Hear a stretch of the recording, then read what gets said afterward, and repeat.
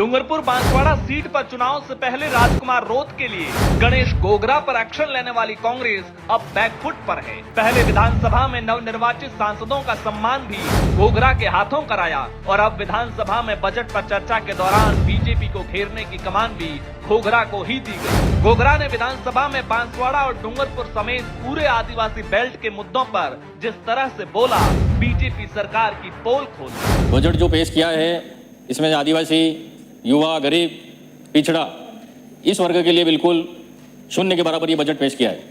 इस बजट से काफ़ी निराशाजनक है। मैं माननीय सभापति महोदय, आपके माध्यम से मैं कहना चाहूँगा कि सबसे पहले इंसान को रोटी, कपड़ा और मकान ये आवश्यकता होती है, लेकिन ये बजट खाली यहाँ पर एसी के रूम में बैठकर ये बजट बनाया जाता है, लेकिन धरातल पर क्या हो रहा है, धरातल में क्षेत्रों की लोगों की क्या समस्या है, उनकी क्या मांग है, उसको लेकर आज तक कोई बजट बनाया नहीं है। आज हमारे मंत्री जी आ रहे हैं, जनजाति मंत्री, तो जाडोल कोटड़ा में ऐसी क्या स्थिति पैदा हुई जो एक मां अपने कलेजे के टुकड़ों को दलाल के माध्यम से बेचने का आ गया, वो क्या स्थिति पैदा होगी ऐसी? क्योंकि वहां पर मंत्री जी के बिल्कुल 5 किलोमीटर के एरिया की बात कर रहा हूं मैं, इनके विधानसभा क्षेत्र की बात कर रहा हूं। 7,000 रुपए में बच्चे का सौदा हो रहा है, 40,000 में बच्चे का सौदा हो रहा है। कोई भी मां अपने बच्चों को बेचती नहीं है, लेकिन मां मजबूरी में उसके दूसरे बच्चों को पढ़ाने के लिए, उनके खाने के लिए, भरण पोषण के लिए मजबूरी में उनको खाना नहीं मिल रहा है 2 टाइम, इसलिए उन बच्चों का दलाल के माध्यम से सौदा हो रहा है। इसकी जांच होनी चाहिए।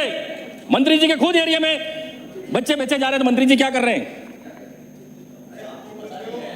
मैं सभापति, मंत्री जी आपने, सभापति महोदय, आज भी आदिवासियों को उनका हक अधिकार नहीं मिला है। आज भी आदिवासियों को उनका हक अधिकार नहीं मिला है, खाली कागजों में उनको हक अधिकार मिला है। आज भी वास्तविक धरातल में जो मिलना चाहिए उस आदिवासियों को आज तक नहीं मिला है।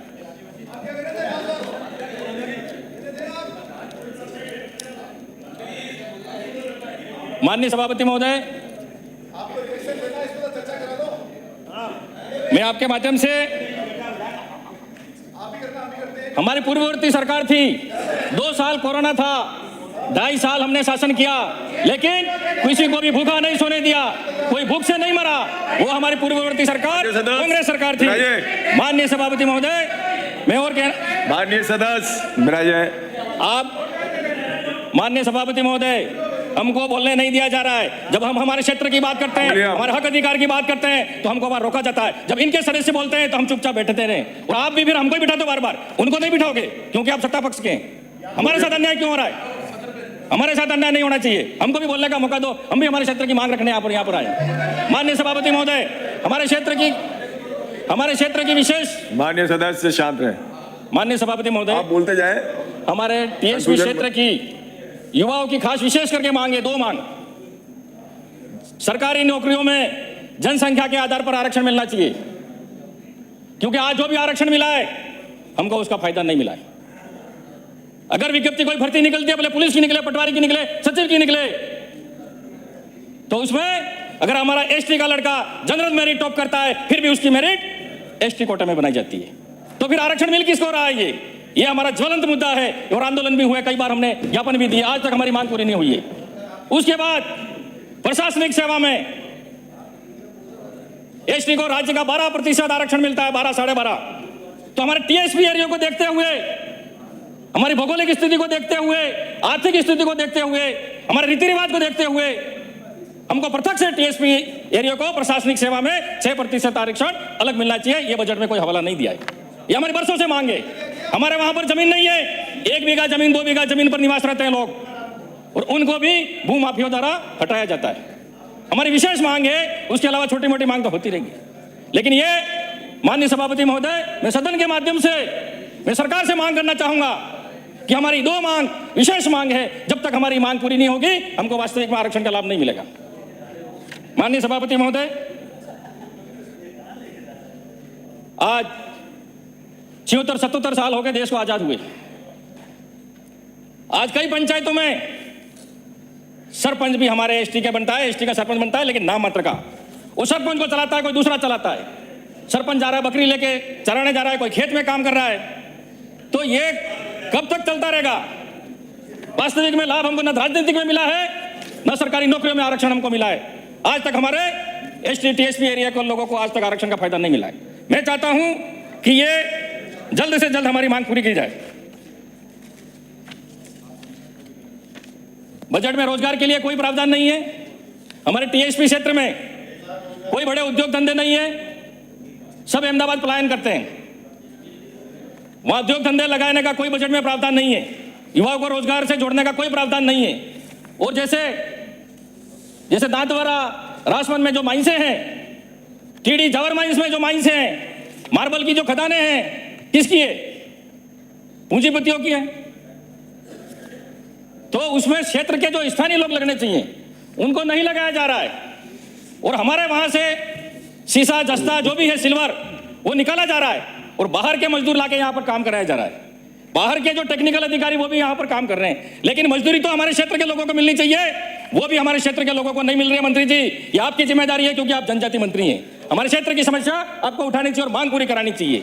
बाहर के लोग आकर यहाँ कर मजदूरी कर रहे हैं और हमारे लोग दूसरी जगह पलायन कर रहे हैं। मैं माननीय सभापति महोदय, सदन के माध्यम से ये कहना चाहता हूं कि टीएसपी एरिया में कोई उद्योग धंधे नहीं है, इसलिए खाली नरेगा के माध्यम से ही हमारे लोग काम पर जाते हैं।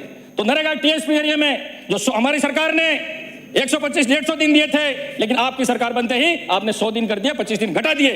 आपको और दिन बढ़ाने चाहिए थे। मैं माननीय सभापति कहना चाहूंगा कि टीएसपी एरिया में मनरेगा में 200 दिन किया जाए। पहले से निर्धारित है 6 बजे का। महंगाई के बारे में इस बजट में कोई जिक्र नहीं है। महंगाई के दौर में जो नरेगा में मजदूरी काम कर रहे हैं, उनके कम से कम प्रतिदिन दिहाड़ी 400 रुपये उनकी मजदूरी होनी चाहिए। और जो कुशल कारीगर हैं, उनके 700 रुपये प्रतिदिन होने चाहिए। पानी और बिजली, ये एक सिक्के के दो पहलू हैं। पानी से बिजली बनती है और बिजली ही पानी को सप्लाई करती है। मंत्री सभापति महोदय, मेरा समय नहीं हुआ अभी। 2 मिनट में अपनी बात समाप्त करें। 10 मिनट का समय था आपका, समाप्त। माननीय सभापति महोदय, जब हमारी सरकार थी 24 घंटे बिजली मिलती थी, लेकिन अभी 6 महीने में सरकार बदल गई तो घरों में बिजली तो नहीं आ रही है, लेकिन बिलों में बिजली आनी चालू हो गई है। वो बिल पकड़ते हैं, बिलों में करंट जरूर आ रहा है, लेकिन घरों में लाइट नहीं आ रही है। 11 बजे लाइट चली जाती है, सुबह 5 बजे लाइट आती है। तो गांव के लोग क्या इंसान नहीं है क्या? शहर में लाइट आ रही है, लेकिन गांवों में लाइट बिल्कुल नहीं दिया जाए, कटौती कह रहे हैं। 4-4 दिन तक गांवों में लाइट नहीं आ रही है। और पानी की बात कर रहे हो, जेजेएम की बात कर रहे हैं कि हमने ये कर दिया, वो कर दिया, विकसित भारत बना दिया।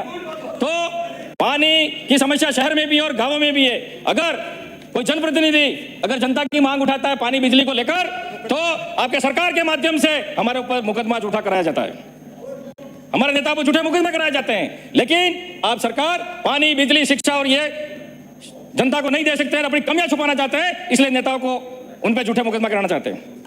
लेकिन हम इन मुकदमों से डरने वाले नहीं। शिक्षा के बारे में मैं कहना चाहूंगा माननीय सभापति महोदय, पूरे राजस्थान की बात है, सभी स्कूलें जर्जर अवस्था में है, कहीं कमरों की व्यवस्था नहीं है, पानी टपक रहा है और बच्चे चतुर्थ श्रेणी कर्मचारी नहीं होने की वजह से कई स्कूलों में बच्चे झाड़ू लगा रहे हैं, पानी भर रहे हैं। तो मैं सरकार से कहना चाहूंगा कि वहां चतुर्थ श्रेणी कर्मचारी लगाएं, बच्चों का समय खराब नहीं करें। श्री केसाराम चौधरी, जर्जर अवस्था है उनको। माननीय सभापति, अरे 15 लाख कहाँ गए आपके? 15 लाख मोदी जी ने गारंटी दी, 15 लाख खाते में डालूंगा, दिए क्या? 15 लाख आए क्या आपके खाते में? किस किस के आए 15 लाख? अरे आ जाएंगे। माननीय सदस्य महोदय केसाराम जी, आप बोलिए। हालांकि सवाल ये है कि राजकुमार रोत के साथ गठबंधन का घोघरा पहले ही विरोध कर रहे थे, कांग्रेस को अक्ल अब आई, तो इस पर पहले विचार क्यों नहीं किया गया? Bureau report, political panchayat.